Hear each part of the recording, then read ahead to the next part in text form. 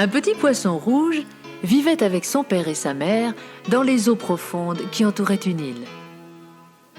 Petit Rouget, las de fréquenter les mêmes algues, voulut voir le monde et aller à la plage pour se baigner avec les enfants. Son père le mit en garde contre tous les dangers qui foisonnaient autour de l'île. « Ne t'éloigne surtout pas, lui dit-il. » Petit Rouget, déçu et pleurant, vint se réfugier sous les nageoires de sa maman et celle-ci implora son mari. « Rien qu'un tout petit tour, s'il te plaît. » Mais le père inflexible boucha ses oreilles de poisson et dit « Non. » Alors, trompant toute vigilance, le fils désobéissant fila d'un trait vers le rivage.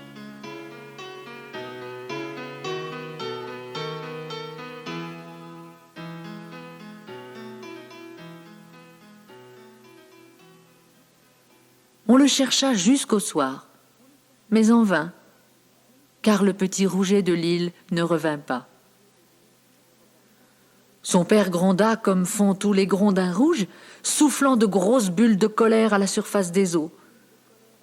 Il comprit que son rejeton était resté piégé dans une mare sur la plage quand la mer s'était retirée.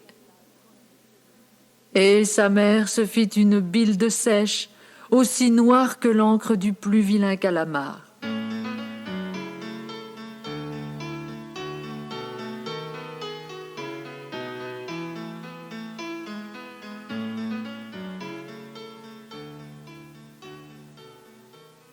Le reflux de la mer suit le cycle de la lune. Or, la lune déclinait vers son dernier quartier. Plus de marée pour inonder la vasque où se baignait le petit imprudent. La mer n'arrivait pas aussi loin sur la plage. À la nuit, le petit Rouget fit la planche, sur le dos, pour contempler les boutons d'or et les stellaires dans le champ bleu sombre du ciel.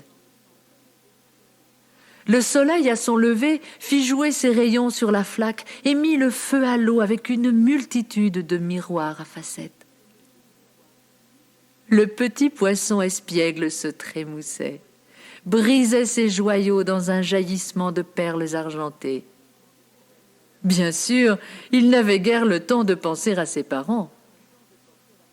Dans la mare, il y avait aussi une crevette agile, 3 bigorneaux qui faisaient leur tour de piste, et 4 berniques taciturnes, petits moines au capuchon pointu.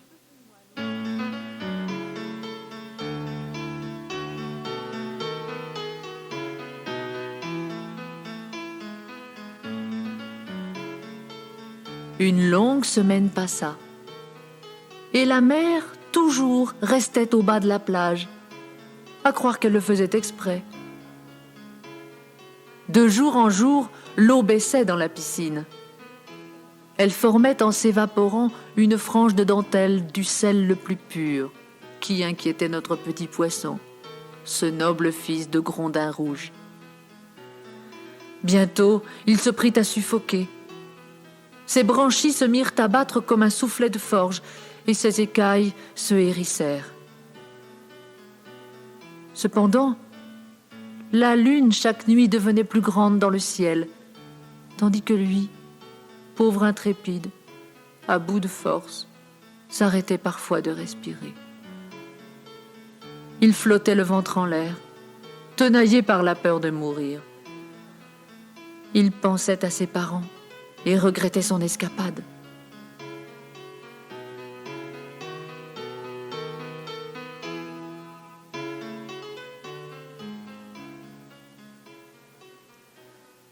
La marée, enfin, se mit à monter plus haut, oubliant à son retrait un cordon d'algues brunes sur le sable. Puis un soir tout bleu, elle poussa ses rouleaux jusqu'au milieu de la plage. Et la mare fut bientôt remplie d'eau à ras-bord.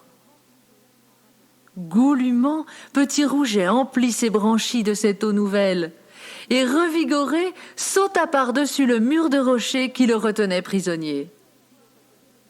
Quelle joie de retrouver ses parents! Son père lança de grosses bulles, comme font toujours les grondins rouges, mais cette fois c'étaient des bulles de plaisir. Sa mère, muette d'émotion, serra son rejeton sur son cœur. Tout heureux d'avoir échappé au danger de la mer, Petit Rouget se jura de ne pas oublier sa mésaventure. Il savait désormais que la marée monte et descend 2 fois par jour, que la lune joue à gonfler et à dégonfler l'océan 2 fois par mois, que les gros poissons mangent souvent les petits, que les parents ont toujours raison et qu'il vaut mieux parfois écouter les conseils d'une crevette ou d'un bigorneau.